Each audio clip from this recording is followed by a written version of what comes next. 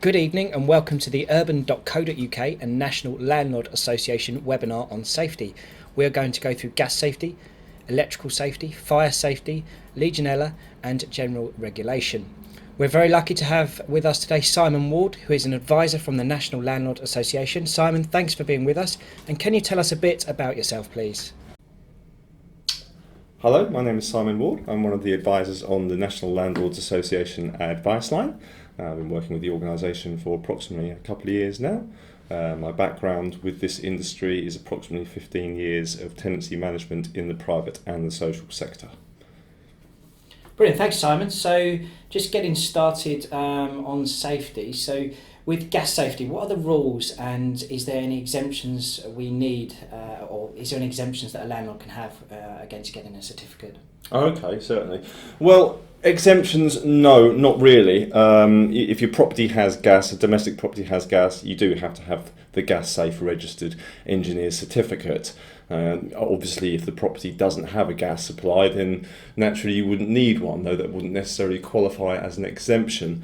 There are a few bits and pieces with regards to exemption in certain circumstances. It usually does not apply to domestic properties. However, the information on this can be quite detailed, but it is all available on the HSE website, and they give quite concise information about any possible exemptions, though they probably wouldn't really apply to domestic properties. What is the exact HSE website? It's hse.gov.uk. Okay. And can a landlord carry out the test themselves? No, they can't. It has to be done by a gas safe registered engineer. Okay, and we get a lot of questions about gaining access to do a gas safety. For example, sometimes the landlord struggles to arrange an appointment with the tenant or the tenant won't let them in. Could this leave the landlord liable? Potentially, yes. It's interesting that you say that because this is quite a common query on the advice line, and we often have people who are in this situation who are phoning up about this, and I have experienced it myself as a landlord, and it can be a bit tricky, but there are ways to reduce the liability. There are certain ways of circumvention which is worth talking about. What you do have to do is you have to rule a few things out, really. The best thing to do is to contact the tenant and ask them, is it due to inconvenience? Sometimes it might be more convenient for the tenant to be able to arrange the appointment with the gas safe engineer themselves. Mm-hmm. If that's the case, just check with the gas safe engineer that you intend to use, that they're okay with you giving out their contact details to the tenant, and if the tenant is saying this is what the issue is, then leave them to arrange it themselves and then ask the gas safe engineer to report back to you once the test has been done. It's a good idea to back this up in writing as well. If this doesn't appear to be the case, then generally what is a very good idea is to write to the tenant, okay, and you should ask the tenant or request that the tenant cease to use all gas appliances immediately because they haven't been tested to be safe and potentially maintained if maintenance is required.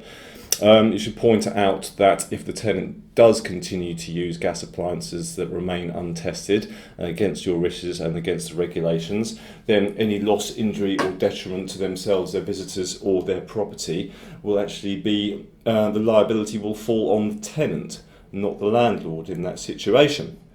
What you can do in the letter as well, another tool you have is that you can threaten to serve notice on the tenancy if the tenant's not going to comply with this. And it's a fairly straightforward, objective conversation. As a landlord, you just need to say, I need to adhere to these requirements in order for the property to be safe. If you're restricting me from carrying out my legal functions and duties, I have no choice but to bring the tenancy to an end in order to safeguard all parties that are involved. Another throw of the dice of what you can do is that you can apply to the county court to obtain an injunction to enter the premises to carry this out. Even though it's a costly exercise, it does work. It doesn't usually take too much time, and the costs of which you can actually pass on to the tenant. You can ask the tenant to pay those. If the tenant refuses to, then you would be able to pursue that as a money claim, and I should imagine with success.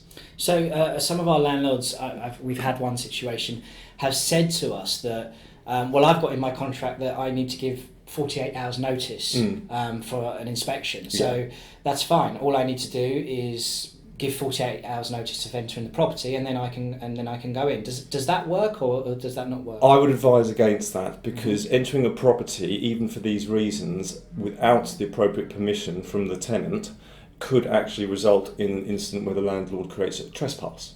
Okay. Because the tenant ultimately, under the 1988 Housing Act, has the right to quiet enjoyment as one of the principal facets of holding the short hold tenancy. So any unpermissible entry by the landlord, unpermissible from the tenant's point of view, that is, could actually be deemed as trespass without their permission. It can be a bit of a sticky situation. I have heard of instances years ago where landlords have accessed the property without the tenant's permission for various reasons, and the tenant has been quite unhappy about this and has come up with some various spurious accusations as a result of feeling wronged by the action. An example of one being that they've actually, I had heard of a case where a tenant reported a theft to the police, which he was pointing his finger at the landlord. Upon the investigation, it was inconclusive, there was no evidence, but it was a nasty shock for the landlord involved to have the police all of a sudden contact them saying there's been a report of the theft. Yeah. Have you entered the property? You do realise this is trespass. Not that the police can really do anything about trespass, because it's a civil offence, but I have seen these situations come where the trespass has become heated between the tenant and the landlord. If it becomes aggravated, it could be a criminal offence. It could be a criminal issue rather, and the police might need to involve, because you could enter into issues of affray or bodily harm, or if things get really, really nasty. So this 48-hour clause within tenancy just doesn't work, really? Well, it's very difficult to enforce, that's the thing. Sure. I mean, it's important to have it in there, I think, anyway, and I think tenants do need to adhere to that. What you can do is that if a tenant is in breach of a clause, you could serve the appropriate notice, which would be a Section 8 notice using an appropriate ground, which would relate to the breach as such, but it would be a discretionary ground anyway.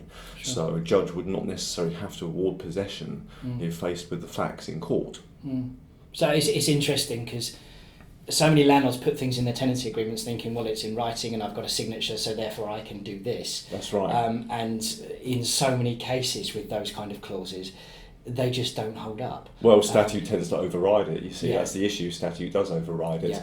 Yeah. I mean, not all tenants do understand that, so often when they sign the agreement they do think that the clauses are legally enforceable regardless, and it's a very much a black and white issue. Sometimes we suggest to landlords that you might just want to serve a Section 8 notice as a prompt. In order to get something done. This is something that you could do if a tenant was obstructing your access. You could serve a Section 8 under the appropriate ground, which I believe would be ground 12, which is some other function has not been performed by the tenant other than one that's not related to the payment of rent, and that carries 14 days notice. If you put that through to the tenant through the letterbox with a witness for your proof of service, it can act as a bit of a scare tactic, and you may well get a phone call from the tenant within a few hours or a few days trying to rescind the situation and give you what you need to have, which in that case, that's fine, it's worked perfectly, and you just simply don't push for possession once the notice period on the Section 8 has expired. So that's a good bit of advice for our landlords, that there is a whole load of legislation which underpins your tenancy agreement and can override your tenancy agreement. So that's right. So it's best, if you're thinking of changing things, adding things to your tenancy agreement, it's best to call the advice line or us and just get some advice as to whether it'll actually hold up. Absolutely, yes. We can certainly advise whether something is balanced or enforceable, absolutely. Okay, so perhaps a bit more of a simpler question. How do I check that my engineer is qualified to do a gas safety? Okay then, right, well then what you do is that they will have an ID card, okay, and on the ID card there's a 7-digit number on there, okay, and you can look this up on the Gas Safe Register website, which is gassaferegister.co.uk, okay, and if they're genuine, they'll be there. I mean, you obviously have to ask for the ID card anyway for your own security. That's the first thing anyone should do. Sure. Once they've shown that, if you do have any concerns, just make a note of the 7-digit number, put it into the little box on the website, and that will tell you that they're registered. And and when you get the certificate, make sure they date it as well. We had a situation recently where the gas engineer forgot to date the certificate, so we had to go back to him and get it all reissued again. So it's very important. Yeah. Good. Well, that's gas safety covered very well. We'll move on to CO alarms. When do I need to where do I need to install a CO alarm? Okay, well, a CO alarm needs to be installed, legally speaking, it needs to be installed in the presence of any solid fuel burning appliance. It doesn't, by law, have to be installed where there is, for example, a gas boiler. Okay. However, I always recommend that you do put one in there when there's a gas boiler anyway, and this is for a couple of reasons. One, it tends to match the expectations of the tenants. Okay, a lot of people do believe that, by law you need one for gas appliances as well as solid fuel burning appliances. It looks very good if you have one in your property. It's great to make it very much more marketable anyway. You're taking a very much robust belt and braces approach to not mucking around when it comes to issues of safety within the home. Okay, so I mean, when it comes to gas boilers, there is, I suppose, there is a spectrum of risk. And this tends to be around whether the gas boiler has an external flue. So if the gas boiler is situated on the inside of an external wall, then the flue just literally is a few inches long and it goes out the back. So in order to inspect it for any debris or any clutter or anything that could be blocking it, it's very easy to do. Where you've got an internal flue that's actually passing through what we call risk areas in the property, which would be living room or bedrooms, then it's obviously a bit more important because the flue is much longer, so the risk of any leak or any blockage is therefore greatly increased. What you do find in some properties that have the internal flue is that you'll find some boxing kind of in the corner going along the ceiling where there would be sort of coving would go, and that's what that is. Now there should be at least one inspection chamber or an inspection hatch in each room. If there isn't, get it sorted is the advice. You need to have that.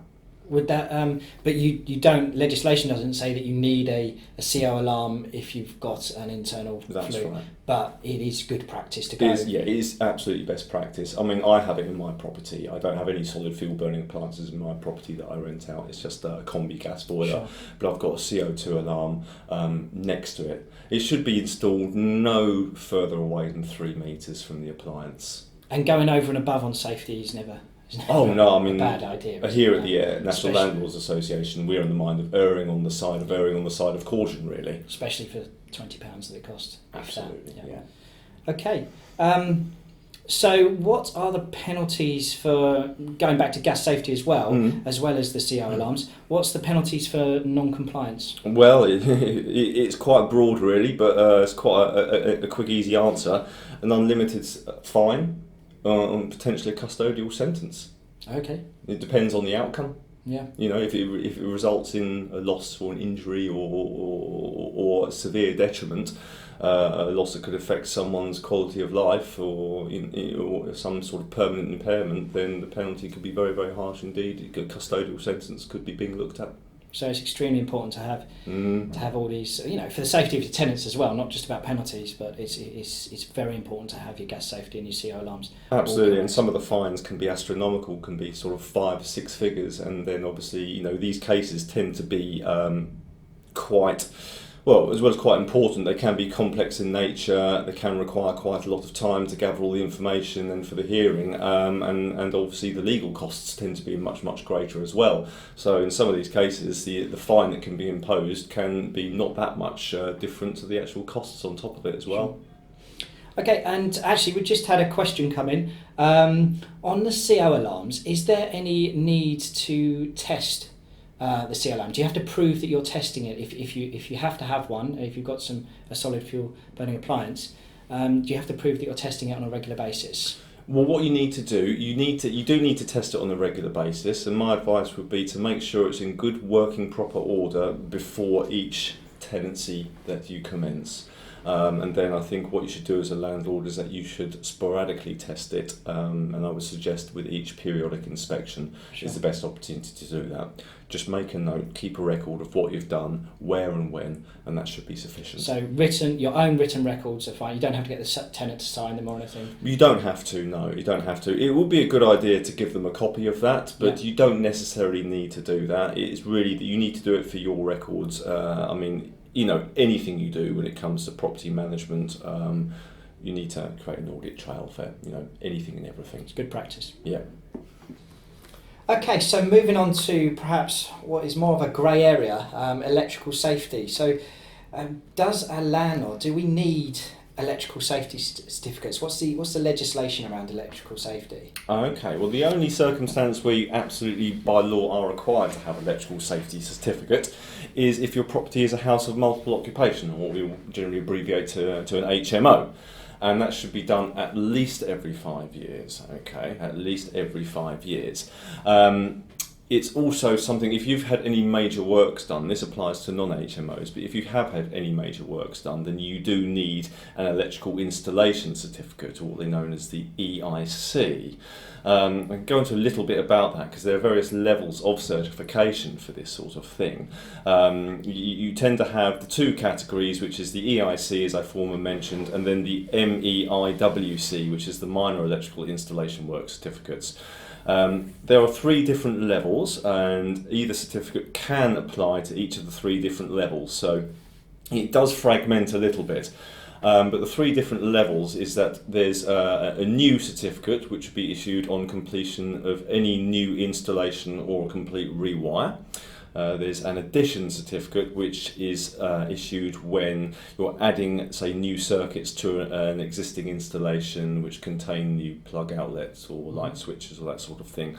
And then there's also an alteration certificate as well, which is to be applied for existing circuits that are modified. So, for example, if you're just replacing your consumer unit to a new version, then that would be the type of certificate that you would require your engineer to issue for you. So always just make sure that you use an NIC, EIC registered contractor. You can find them out on the website, the NIC, EIC, or you can also find another very good little website that I use is competentpersons.co.uk. Okay. Where you can just select. There's a drop-down menu where you select, which engineer you're using. You select which one for the type of work, and then you can look them up to see if they are a competent person, basically. Okay, that sounds good. So for some of the sort of minor works, like for example, if you were just replacing a light switch, then you could do this yourself if you felt that you were a competent person. So, you would have to be very, very satisfied that you've got the relevant knowledge and experience of doing this. What I always say to people on the advice line when it comes to this, if you're not sure, if you're not 100%, don't do it. Don't do it. Yeah. Get an engineer in. So, this is only for HMOs, though, that you need these certificates? Well, yes, it's only mandatory for the HMO. The regular 5-year testing certificate only applies to HMOs. It's not a lawful requirement for non-HMO dwellings. So if you're providing a electrical appliance, which is old and wires hanging out and it's dangerous potentially, or a socket which hasn't been updated for 20 years and could be dangerous, if there's no legislation in place to say that you have to have that checked, where would liability lie if a tenant was to hurt themselves? Okay, well, there is underpinning legislation, but it's not specifically around electrical installation. The underpinning legislation is Section 11 of the Landlord and Tenant Act 1985. So they're duty bound by this. And in a nutshell, Section 11, I believe it's 2B, actually states to keep in repair the proper working order of the installations in the dwelling house for the supply of water, gas and electricity. Okay. So you have to be satisfied as a landlord before that tenancy commences that everything is in good, proper working order. You have to do your own evaluation, your own assessment of that, which is really a common sense procedure. You can buy electrical testing kits for this, where you have the little like a kind of It looks like one of those plug covers, but it has a little light readings on there, and it can test the current in there basically. So you can use them for things like light sockets. Obviously, when it comes to the portable appliances, then as a landlord, you need to get them pat tested. Okay, and these should be done once a year. Sometimes people phone up the advice line and they're not sure really what qualifies as a portable appliance. Well, it's in the word portable. If it can be moved, it's a portable appliance. So some people think yes to a kettle, yes to a toaster, maybe an under-counter fridge, but not to a washing machine because it's so big. Sure. Well, no, the washing machine is a portable electrical appliance and it should be pat tested. Sure. Okay. Just as a little plug here, we do have pat testing kits available on the NLA website, which you get, I believe, a generous discount as a member.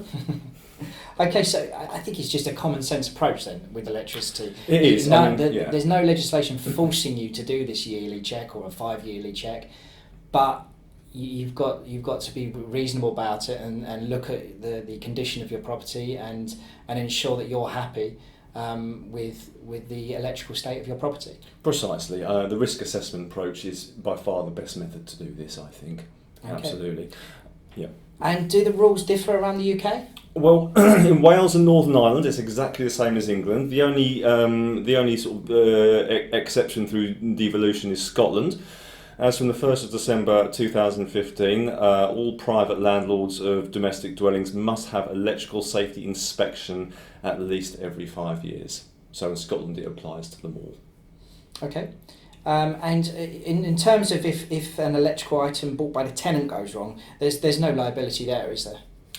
There isn't, no, there isn't, because the tenant's brought it in. So the tenant is responsible for ensuring that their items are sound themselves. However, if you wanted to be very conscientious about it as a landlord, you could offer to pat test the appliances. But, bear in mind there should be a reasonable limit on that. Some tenants can come in with 40 odd electrical appliances and whatnot, and, it's very difficult to ensure that you'd be able to do that to all of them. Do you see what I mean? Yeah. So there's no lawful duty, but it is a bit more of a common sense, and there's very much a belt and braces approach to things. Sure.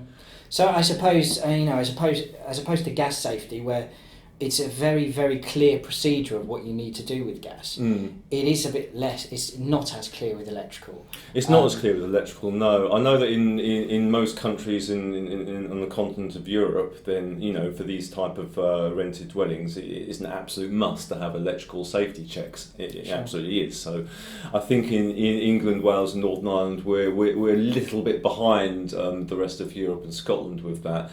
However, I would expect to see this come out as in statutory law within the next couple of years. It's on the cards. Sure. It's not a case of if, it's when. I'd say if you wanted to be ahead of the game, your electrical safety certification every 5 years. Yeah. And then pat testing every year. Yeah, absolutely. Yeah, I mean, it's a very, very good idea just to do it anyway, and it also makes your property extremely marketable when you can present that certificate to any prospective tenants as well. I mean, I recommend doing it. It's not a huge cost. It doesn't take up a lot of time. You get ultimate peace of mind from it as well. And yeah, absolutely. I think it's just a good idea. And another point with HMOs is that there's also a lot of landlords out there that might be running an HMO and not actually know it. So it's best to check with your local council if you've got a large property and a lot of, say, professional sharers. It's best to check with your local council if you are actually running an HMO. Absolutely. Because you may be not adhering to legislation. Absolutely, yes. If in doubt, then contact your local property licensing team. That's an interesting point you brought up about the HMOs, because obviously there's the 3 different licensing schemes for properties that local authorities issue, which is your mandatory licensing and additional licensing that does apply to HMOs, but also you have selective licensing that applies to non-HMO properties. You may be required, if your property that you're renting is in a selective licensed area, then one of the prerequisites of issuing the licence certificate by the local authority may be that you have an electrical safety check. And if that's what's required, if they're asking you to do that, that's a hoop you've got to jump through in order to get the licence. Sure. Okay, so the information's out there. It's just phoning your local council. Absolutely. And obviously, again, if you're unsure about any point, join the NLA. And phone up people like Simon who can help you through it. Thank you. Yeah. Okay, so moving on to fire safety, which is obviously an issue at the forefront of everyone's minds at the moment. What is my duty as a landlord with regards to fire safety? Okay, well, I mean, ultimately, you have to ensure that you're compliant with all the relevant regulations regarding heat and smoke detection, firefighting equipment. That's not just the provision of it, but also the regular maintenance of it as well, which is one of the factors that I think tends to get overlooked a little bit. People just think they have to provide. It's obviously essential to maintain as well, and also planned escape routes as well, which it tends to be a bit more of a pertinent fact for HMOs, but obviously, certainly the larger ones, but it is relevant anyway. Any property, any residential dwelling will be effectively categorised into two areas, which is the risk areas and the escape route. So if you just take a two-bedroom terraced house that's let as a single occupancy dwelling, or to just a family, for example, then the risk area, the boundary of the risk area and escape route is the front door. The risk area is the entirety of the house because there's only one household living there. Sure. And the escape route is obviously the front part, the garden, the street, wherever the door leads exactly onto. In an HMO, it's slightly different. For example, if you've, say, got HMO which is various bedsits on multiple floors, then each bedsit is a risk area, and the escape route is what's immediately after the front door of the room. So the escape route is effectively still internal. And this is where you need to pay particular attention to with the arrangement of additional firefighting equipment and additional fire doors, so you create safety zones of escape. Do you see what I mean? Sure. So just going back to the equipment, we'll talk about smoke alarms, which people were probably more familiar with the requirements, but we'll go over that in a second. In terms of firefighting equipment, blankets, fire extinguishers, on a normal residential landlord who's perhaps got a two-bed house or a one-bedroom flat, what is the requirement for equipment? Okay, well, they're not really required to have firefighting equipment. They're not required to have a fire extinguisher in the property. The fire blankets should be provided in the kitchen. This is often something that isn't provided, but the main provisions is of the smoke detectors. Have a heat detector, not a smoke detector in the kitchen, otherwise it will go off every time someone burns a bit of toast. Yeah. All right, and just make sure that you've got the proper types of the fire alarms installed, and also make sure that they're tested, obviously regularly. They have to be tested and recorded to have been tested before the tenancy starts. Yeah. As a landlord, you should also test them on each periodic inspection, but most tenancy agreements will have a clause passing the periodic testing responsibility onto the tenant, and it's something that you can leave in their hands to do, and they should do that. Sure. Okay. It's important. One of the questions we get often in the advice line is about the life expectancy of smoke and heat detectors. Generally, it's 10 years, and you should actually change the unit after 10 years because they have a detection chamber inside the actual unit itself. And after 10 years, the sensors inside can actually get covered with like a thin residual layer of dust or maybe grease if it's near the kitchen or that sort of thing, so it impairs their efficiency. One of the other main issues that we tend to find on the advice line is when landlords phone up and say, well, the tenant's removing the batteries from them. And what often happens is, and I remember this when I was a tenant many, many years ago, is that when the battery is near low, it emits this high-pitched beeping sound intermittently, which is very, very loud and quite irritating every 2 or 3 minutes. Well, that's for a reason. It's designed to be damn irritating, so you run out and get a new battery. My advice to any landlords is to circumvent this by installing the ones with the hard internal battery, which I believe is the lithium ones, which they cannot be replaced. Sure. They last for 10 years. And it doesn't fit in your remote control either. So the requirement for equipment is a smoke alarm on each floor. And you are required by legislation to have a fire blanket in the kitchen. Yes, you should do that, yes. Okay, which I think is probably, as you said, a part that a lot of landlords do miss out on. It is. I mean, the thing is as well, is I think if you're going to provide these things, and if you are going to go the extra mile and provide firefighting equipment, it's very important that you give the tenants, or you make available to the tenants, the manufacturer's instructions. Yeah. So, for example, when it comes to different types of fire extinguishers, what you often used to find in kitchens of, I remember sort of in accommodation halls for universities, you used to find carbon dioxide, the extinguishers. Sure.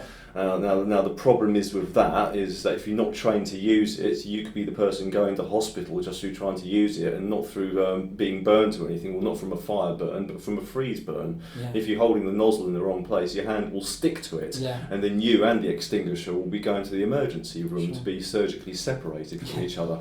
And the thing is with fire blankets, you know, if you have a chip pan fire, you obviously have to put them over the fire, away from you, Yeah. not from the back going towards you, obviously, because you're going to push the flames into your face. So when you provide the equipment, it's really important that you provide the necessary instructions on how to do that. Get the tenant to sign to say they've received and understood them when they're signing the tenancy agreement, and that way you can ensure that you've protected yourself against any liabilities. I think what a landlord needs to do every so often, if possible in between tenancies, is just to conduct a fire risk assessment of the property, okay? Which is, you know, it is very much a common sense procedure, though there are various guidelines on how to do this, and you can find this information available on the NLA website. We also have fire risk assessment packs that you can buy on the NLA website, which are very comprehensive and very reasonable priced for members. If there's anything you're unsure about when you're doing this, contact the local authority fire safety officer. Sure. And I suppose if you want to go that extra mile and provide fire extinguishers and equipment, you then have to maintain them and ensure they're working as well. So. Absolutely. They contain a little sticker on them, which is the maintenance record, but you also have to be aware of what fire extinguisher you need for the particular hazard. So, for example, you know, there's no point having a CO2 fire extinguisher for areas which the fire is likely to be caused by combustible material, because the force of it is going to blow the flames elsewhere and then potentially spread the fire. Sure. So you need to know what fire extinguisher you're using for what purpose. Yeah, sure. Okay, so we've got a couple of questions coming in now. More to do with tenants' responsibilities. If a tenant is smoking in the property and there is fire damage, where do I stand with that? Okay then, right. Well, this is assuming then that there's basically a clause in the agreement that says no smoking, and pretty much, you know, I would say virtually all tenancy agreements have that now. It would be the case where you would add an additional clause to allow this. Well, basically the tenant would be in breach. They'd be in breach of the tenancy agreement. Liability of damage would fall on the tenant, provided, if, for example, the damage was within, you know, the cost of repairs or replacement was within the amount that you had from the deposit, then that would be a perfectly legitimate claim from the deposit. Sure. The tenant would be liable for that. Okay. Another one here. Do I have responsibility to ensure that curtains and furniture is fire compliant? You do, absolutely, you do. For soft furnishings and upholstery, there is compliance that you need to adhere to. There is it is quite a complicated array of regulations, but we do have the full details available on the NLA library. Okay. Another one about tenancy agreements. Should I put candles? Should I put the candles are not allowed within the property in my tenancy agreement? I'm not sure that would be very enforceable, would it?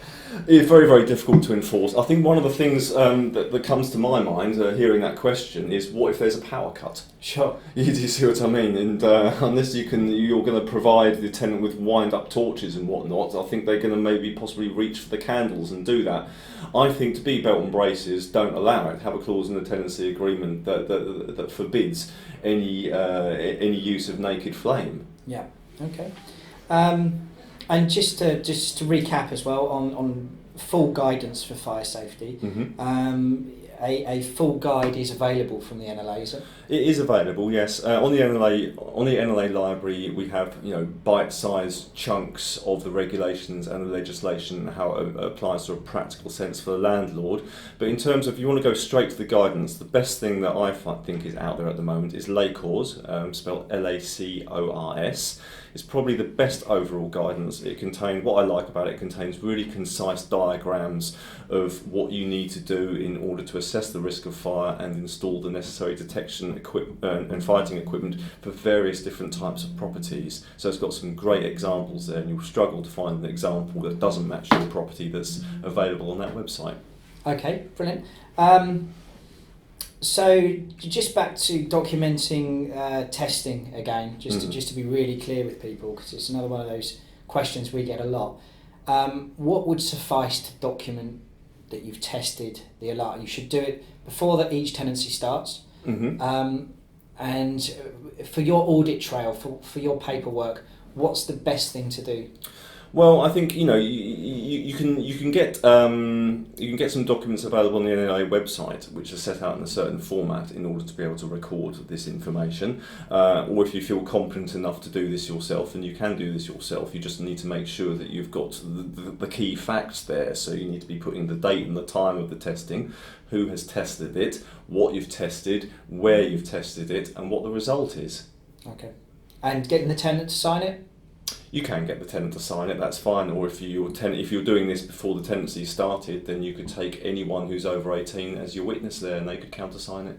Sure. I mean, it's a good idea as well. If you're doing an inventory, it's a good idea just to insert a page in the inventory perhaps as well, and get that all done in one document. Yeah, absolutely. So what does HHSRS stand for, and what is it? Okay, well, it's an acronym for Housing Health and Safety Rating System. And what it is, it's a framework for local authority assessment for property hazards in residential and commercial properties, connected to risks in order for landlords to ensure they're carrying out their legal functions with regards to all aspects of health and safety within the property. So how does it work, and what does the sort of average... I think there's probably a lot of landlords who've never heard of this. And so what does a landlord have to do? Okay then, well, it is quite extensive really. I mean, before it was HHSRS, and I think what a lot of people will still refer this to or may recognise this as basically the environmental health officers. Okay. The teams of what they now call regulatory officers now is what they tend to be called these days. They have to work under the HHSRS, and often people refer to it as environmental health officers. From my experience, it often seems like tenants have a better idea of what this is about than landlords, because often tenants will use various facets of the property that they believe to be a default of health and safety in order to try and put in legitimate homeless applications to the local authorities to be rehoused by the local authority on the grounds of a property being unfit for habitation. So it seems tenants often have the handle of this more than landlords. But basically the system, it actually assesses 29 different categories of risk. Within those 29 categories of risk, the assessed risk could fall into one or two additional categories, which are hazard categories. Mm-hmm. So some people may have heard of the Category 1 hazards and the Category 2 hazards. Well, Category 1 hazards are serious hazards. They're serious hazards or breaches.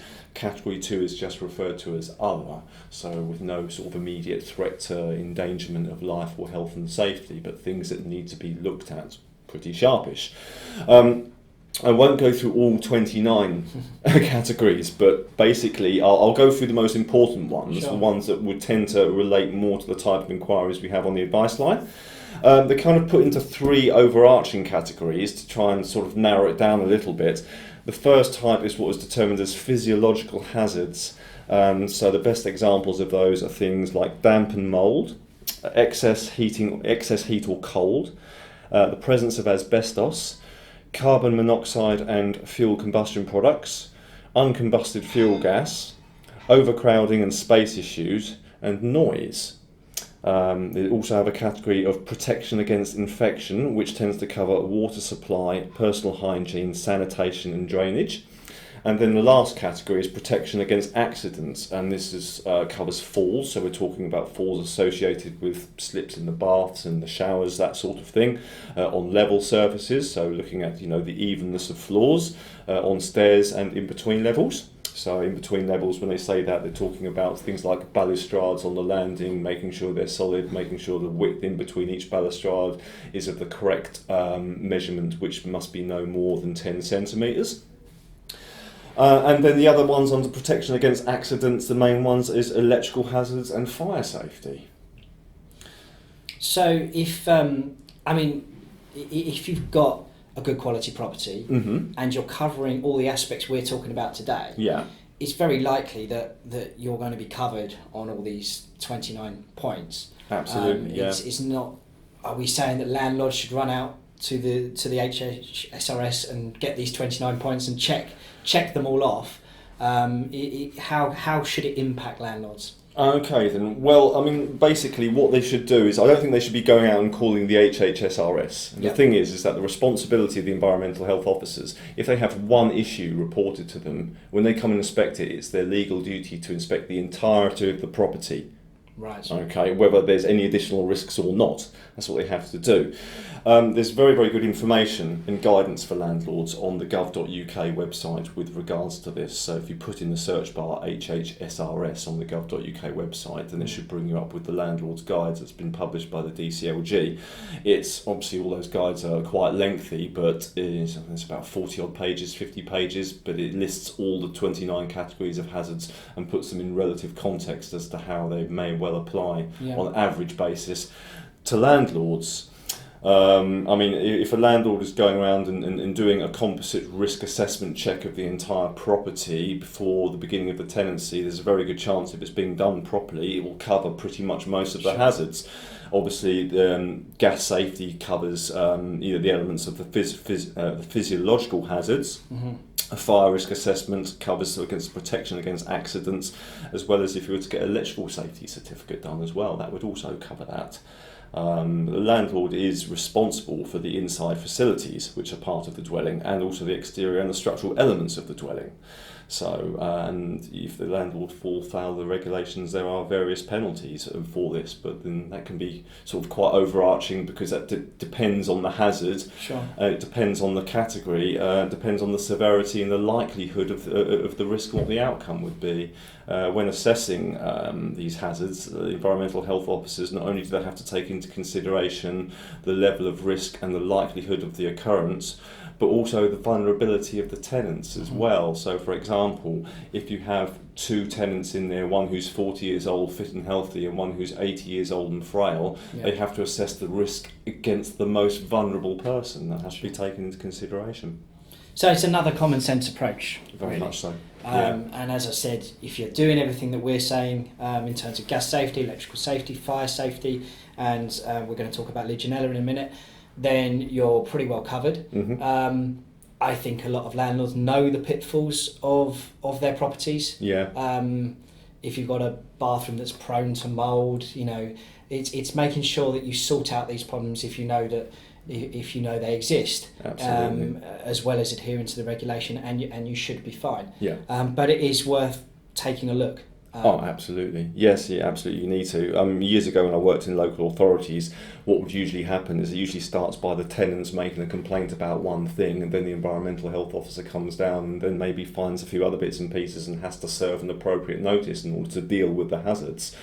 And we used to find in a few cases that landlords would sometimes ignore the notices or just not respond for the reasons which I don't know, and I'm not going to suggest why, but they could end up with a sticky situation, and failure to comply with a statutory notice. The penalties is a fine up to £5,000, and or the local authority carrying out the remedial work in default and then charging you for it. And they will use whichever contractors they feel is necessary for the job, and have to take into consideration the urgency of getting it done as well. So you could end up with a really expensive repair bill, much more expensive than if you'd have identified the problem at an early stage and got it fixed yourself within a reasonable amount of time.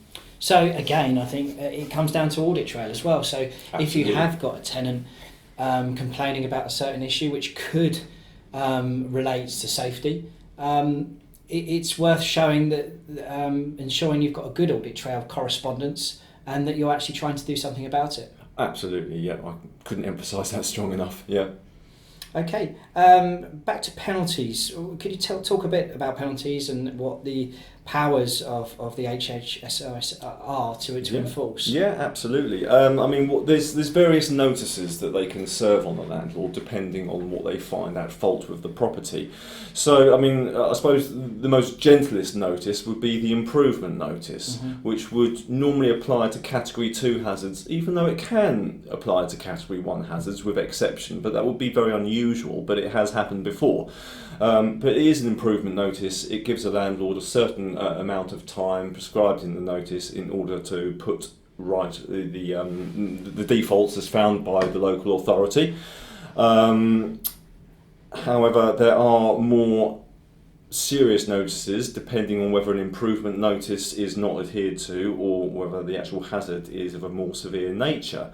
So, for example, the local authority can serve a prohibition order, which is banning the use of all or part of a dwelling. So it can be used just, for example, they may find a problem with one particular room in the property, and they can serve a prohibition order on the room, or they could serve it on the entire property if they feel that they need to do so.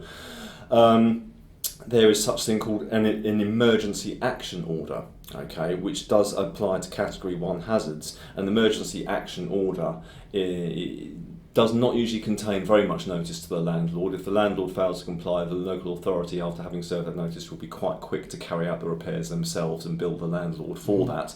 And then they can even issue a demolition order, which I won't go into too much. It's very, very scary, really, but you don't really need to explain too much about it. It says what it is. Hopefully, there's not many landlords that apply to. No, and with even more exceptional cases, and this usually applies to more sort of commercial developments rather than residential developments, they have the power to issue a clearance order, which would be to clear an entire development, to destroy an entire development on the grounds of health and safety. Okay. So I think, as we said before, it just comes down to common sense. You build yourself a checklist at the start of every tenancy, and make sure you're covering all those points. Make sure you're communicating really well with your tenant, and keeping good audit trails. And you shouldn't get to the point where notices are being served on you. No, absolutely. If you are in any doubt, then obviously you can contact. You can get onto the gov.uk website. You can contact the Health and Safety Executive on the hse.gov.uk. You could look us up on the NLA Library because we've got all the information there as well. And technically, you should be able to go straight to HHSRS at your local council and ask them for guidance and advice. However, this isn't something I do tend to advise straight away, and that would probably be a last resort avenue, really, because the problem is that they might actually want to come out and inspect the property, and it could open up a can of worms. But then, having said that, they don't open up can of worms that don't actually exist. Sure.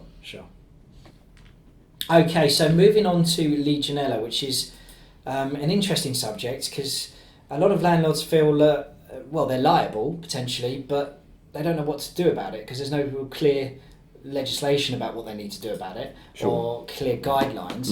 And then there's a lot of companies that say, have your legionella test for £200. You need to do this. You need to do this on a yearly basis. And that's not true. So can you kind of clear that up for us? Yeah, no problem at all. Yeah, no, you're quite right. We get a few calls on the advice line about sort of various scams from agents, charging quite high amounts of money, saying it is a lawful requirement that you have this done. Yes, it is a lawful requirement that you have it done. So what they're saying is kind of true, but when they say it's costing £200 because we've got to send a specialist guy in to do it, that's not true.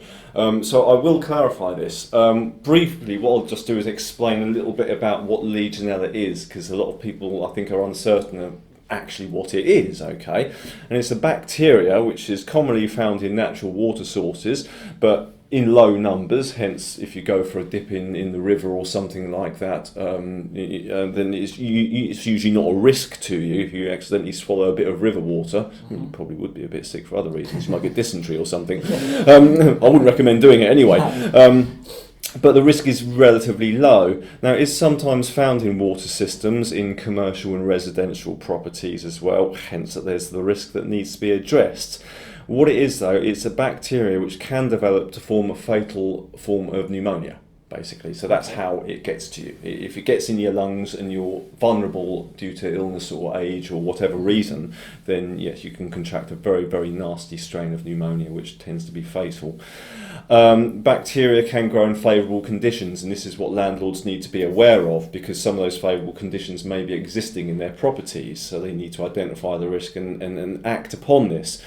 What the risk conditions are is in freestanding water areas where the water temperature could be between 20 degrees Celsius and 45 degrees Celsius. So but that range of temperature is the optimum temperature range for the breeding of the pneumonia pathogens. Okay, so like I say, it's often in stored freestanding water areas or where there's going to be recirculated water as well within the same system. Okay. And also anywhere where it's likely for any deposits for the bacteria to be able to feed on may occur in the water, such as rust or sludge, for example. Sure. Okay, so to clarify the responsibilities of landlords, okay, the landlord does have a legal duty to assess and control the risk of the exposure of this. Okay, but health and safety law does not require a testing certificate. So that's where there's often the ambiguity. You do need to do the testing, but you don't have to actually demonstrate to it. HSE executive does not recognise a legionella testing certificate. Okay. Section 3(2) of the Health and Safety at Work Act 1974 makes provision for relevant health and safety legislation to apply to landlords. So this is what is underpinning landlords. Also, the other legislation that underpins the testing of this in HMOs is the Multiple Occupation England Regulations 2006. Okay, so that's what's underpinning it. Now, in order to conduct the test, it's really not difficult at all. You have to identify the hazard areas, which areas of freestanding waters. So obviously your cold water storage tank is the first thing that comes to mind. But other things should be considered as well, like truncated pipe work that was serving an appliance or a system that's no longer used. You might have a little nub of a pipe where water is still present there, and that pipe can be exposed, can produce sludge and rust and all that sort of thing. I mean, if you're really in doubt, then you can just get a sample from all the taps and test that as well. And I think it's just a very good idea to do it. I don't think you should just say, "Oh, I'm just going to do the tank and that's it." Sure. Do everything. I mean, it's a very, very simple test. All you have to do is to take the temperature of the water, and if it's below 20 degrees or if it's above 45, 50, the chances are you're going to be okay. 9 times out of 10, it's going to be cold water you're going to be testing anyway, because that's going to be, the only time you've got hot water standing is if you've got an immersion tank.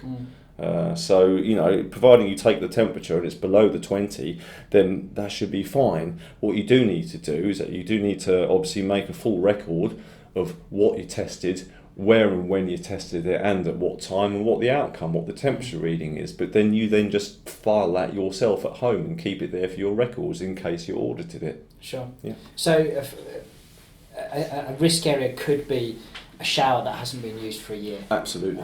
So that would be something that you'd, absolutely. If you had a property with an additional ensuite that wasn't used, it would be quite important that you test that. Absolutely, yeah. Particular attention if there's large voids in between occupancies must be paid to, I think, yeah.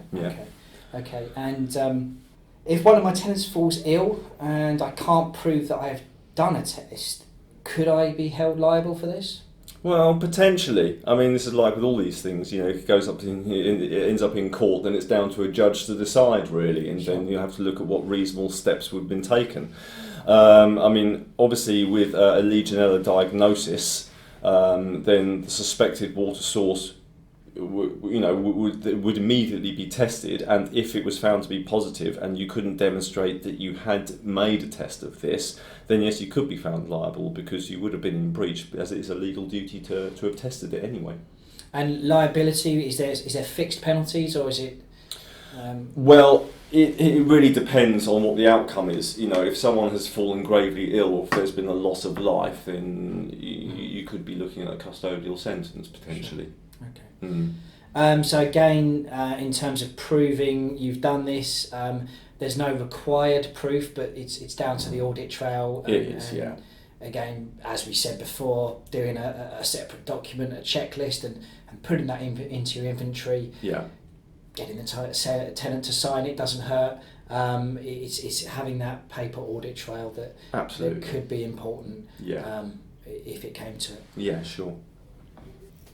Well, Simon, thank you very much for joining us today. No, it's a pleasure. Obviously, if anyone's got any questions, then please do email us. We're going to do a follow-up post where Simon will be answering any particular questions that we haven't covered, or we'll be pointing you back to the relevant place within the webinar. If you've got any feedback about the webinar or any topics you'd like us to cover in the future, please do email info@urban.co.uk. We'd be happy to hear your feedback. Well, thanks again, Simon. No, great. Thanks very much. It's been nice speaking to you both. Thank you. Thank you.